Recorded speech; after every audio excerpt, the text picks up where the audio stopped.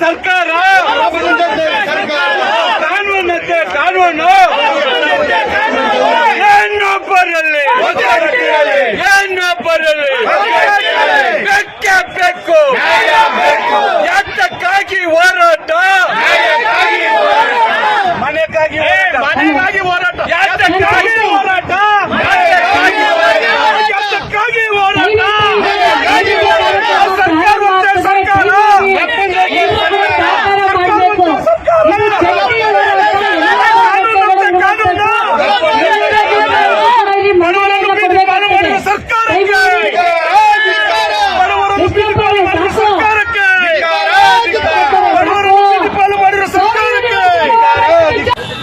ಕೋಗಲು ನಿವಾಸಿಗಳ ಹೋರಾಟ ಸಮಿತಿ ಇವತ್ತು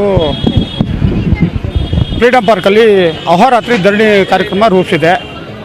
ಡಿಸೆಂಬರ್ 20ನೇ ತಾರೀಕು 2025 ಶನಿವಾರ ಬೆಳಗ್ಗೆಯಿಂದ ಸಂಜೆ 8 ಗಂಟೆ ರಾತ್ರಿವರೆಗೂ ಸುಮಾರು ಬುಲ್ಡೋಜರ್ಗಳನ್ನು ಪ್ರಯೋಗ ಮಾಡಿ ಸರ್ಕಾರ GBA ಮತ್ತು DC ಜಿಲ್ಲಾಧಿಕಾರಿಗಳು ಮತ್ತು BSWML ಬೆಂಗಳೂರು ಕಸ ನಿರ್ವಹಣಾ ಘಟಕ ಕರಿಗೌಡ CEO ಇವರೆಲ್ಲ ಸೇರಿ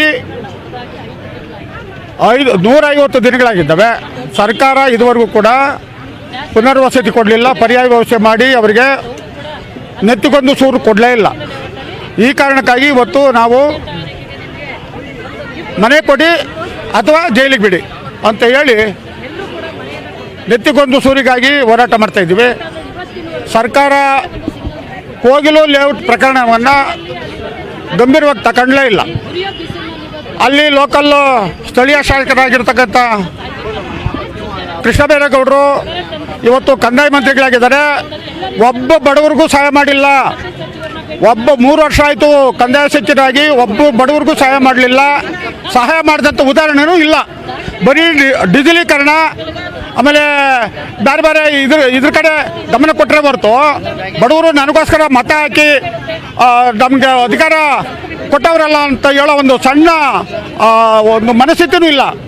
ಇವತ್ತು 150 ದಿನಗಳ ಕಾಲ ಆ ಬಡವರು ಇವತ್ತು ಕೂಲಿ ಮಾಡಿದ್ರೆ ಉಂಟು, ಇಲ್ಲಾಂದ್ರೆ ಇಲ್ಲ. 200 ಎಳೆ ಮಕ್ಕಳು, 500 ಜನ ಹೆಣ್ಣು ಮಕ್ಕಳು, ವೃದ್ಧರು ಇಂಥವ್ರು ಇವತ್ತು ಧೂಳಿನಲ್ಲಿ ಸ್ನಾನ ಮಾಡ್ತಾ ಇದ್ದಾರೆ.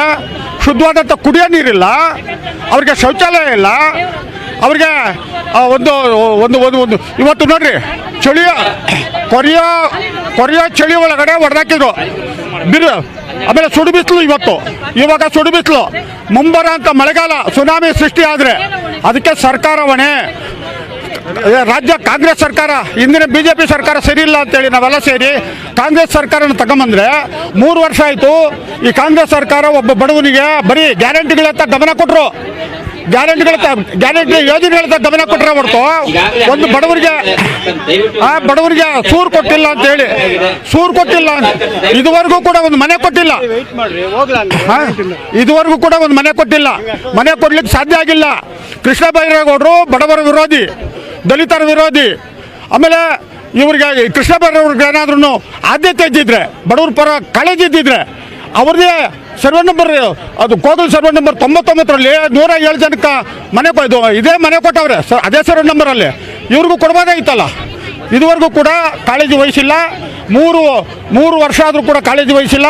150 ದಿನಗಳಿಗೆ ಮನೆ ಈಗ ಬೀದಿಗೆ ಬಿದ್ದವರು.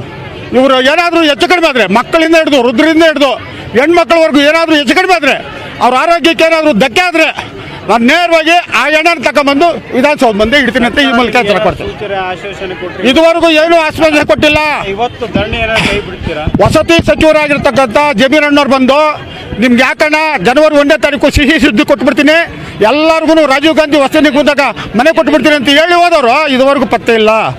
ಕೇವಲ 10 ಜನಕ್ಕೆ ಕೊಟ್ಟುಬಿಟ್ಟು 10 ಪತ್ರ ಕೊಟ್ಬಿಟ್ಟು ವಾಪಸ್ ತಗೊಂಬಿಟ್ರು. ಇದು ಪರಿಸ್ಥಿತಿ, ಇದು ವಾಸ್ತವಾಂಶ. ಅದಕ್ಕೆ ನಾವು ಮನೆ ಕೊಡಿ ಅಥವಾ ಜೈಲಿಗೆ ಬಿಡಿ. ಯಾಕಂದರೆ ಬೀದಿಗೆ ಬಿದ್ದವರಿಗೆ ಅಲ್ಲಿ ಊಟ ಇಲ್ಲ, ಅವ್ರಿಗೆ ಶುದ್ಧವಾದಂಥ ಕುಡಿಯೋ ನೀರಿಲ್ಲ. ಅಲ್ಲಿ ಸಿಗ್ತದೆ, ಜೈಲಲ್ಲಿ ಸಿಗ್ತದೆ, ಜೈಲಿಗೆ ಬಿಡಿ ಸಮಯ ಅಂತ ಹೇಳಿ ಕೂತಿದ್ದೀವಿ ಸರ್. ಜೈ ಭೀಮ್. ಇವತ್ತಿನ ದಿವಸ ಕೋಗಿಲಿನಲ್ಲಿ ಏನು 4 ತಿಂಗಳ ಹಿಂದೆ ಏಕಾಏಕಿ ಏನು ಸೂಚನೆ ಕೊಡ್ದಿರ ಜನನ್ನ ಬೀದಿ ಪಾಲು ಮಾಡಿದ್ರು. ಅವತ್ತು ತುಂಬ ಚಳಿ ಕಾಲ, ಕೊರೆಯುವಂಥ ಸಮಯ. ಅಲ್ಲಿ ಯಾವುದದು ನೇಪಾಳಿಂದ ಇದರಿಂದ ಬಾಂಗ್ಲಾದೇಶದಿಂದ ಬಂದಿದ್ದಾರೆ ಅಂತ ಕಾಂಗ್ರೆಸ್ ಸರ್ಕಾರಕ್ಕೆ BJP ಸರ್ಕಾರ ದಿಕ್ಕು ತಪ್ಪಿಸಿ ಆ ಜನರಿಗೆ ಕೊಡೋಂಥ ಸವಲತ್ತನ್ನ ಇವತ್ತು ಹಾಳು ಮಾಡಿದೆ. ಇವತ್ತು ಬಾಂಗ್ಲಾದೇಶದವ್ರು ಯಾರೇ ಇರಲಿ ಅವ್ರನ್ನ ಹೊರಗಡೆ ಹಾಕ್ರಿ, ಅವ್ರ ಮೇಲೆ ಶಿಕ್ಷೆ ಆಗಲಿ.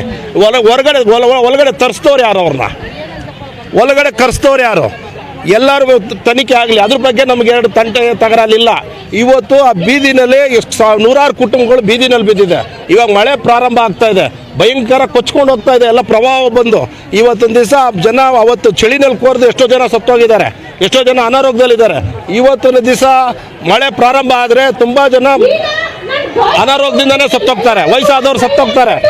ಆದ್ದರಿಂದ ಕೂಡಲೇ ಸರ್ಕಾರ ಜಮೀರ್ ಅಹಮದ್ ಸಾಹೇಬರು ಏನು ಮಾತು ಕೊಟ್ಟಿದ್ರು ಅವತ್ತು ಜನವರಿನಲ್ಲಿ ನಮಗೆ ಅವತ್ತೊಂದು ಮೀಟಿಂಗ್ ಕರೆದು ಮಸೀದಿನಲ್ಲಿ ಕುಂಡ್ರಿಸಿ ಇಮಿಡಿಯೇಟ್ಲಾಗಿ ನಾನು ಮಾಡಿಸ್ತೀನಿ, ನಾನು ಎಲ್ಲ ಜನಕ್ಕೂ ಸಿಹಿ ಸುದ್ದಿ ಕೊಡ್ತೀನಿ, ಎಲ್ಲ ಜನನೂ ಸಂತೋಷವಾಗಿರ್ರಿ ಅಂತ ಹೇಳಿದವರು ಇದುವರೆಗೂ ಇವತ್ತು ಯಾವ ಒಂದು ಮಾತು ಇಲ್ಲ. ಅಂದರೆ ಇವತ್ತು ಇಂಥ ಸಚಿವರು ನಮ್ಗೆ ಏನು ಕೆಲಸ ಮಾಡ್ತಾ ಇದ್ದಾರೆ?